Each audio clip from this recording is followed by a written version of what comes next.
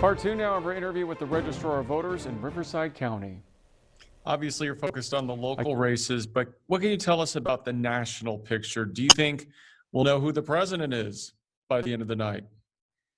You know, I have no way of predicting, those trends.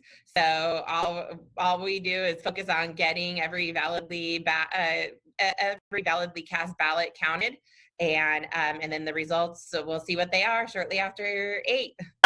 Have there been any common mistakes from voters that people need to know about before more people vote tomorrow? Um, The most common issue we see is when they send their vote by mail ballot back and it's not signed.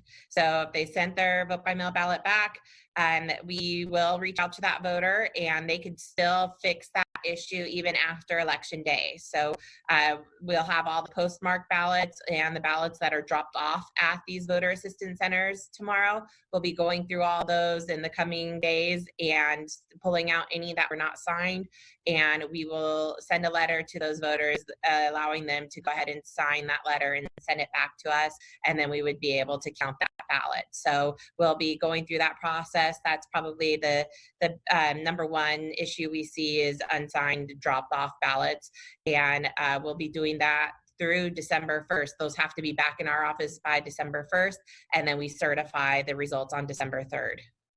Are there any concerns about possible violence or voter intimidation at the polls? We have been discussing that with the Riverside Sheriff's Office and coming up with a plan, and we've trained our voter assistance center staff on that. So obviously, if there is an emergency, they're directed to call 911. If there's concerns about voter intimidation, voters can call our main line, 951-486-7200. And we can also get in touch with law enforcement to make sure that there is access to the voter assistance centers. Our voter assistance center staff do monitor for electioneering. So you can't, that has to be done 100 feet away from the entrance of the voter assistance center. So no campaign signs, you can't wear campaign shirts or buttons into the voter assistance center. All of that has to stay 100 feet away outside of the voter assistance center. Okay. Rebecca Spencer, we appreciate your time. Thanks so much for joining us. Thank you for having me.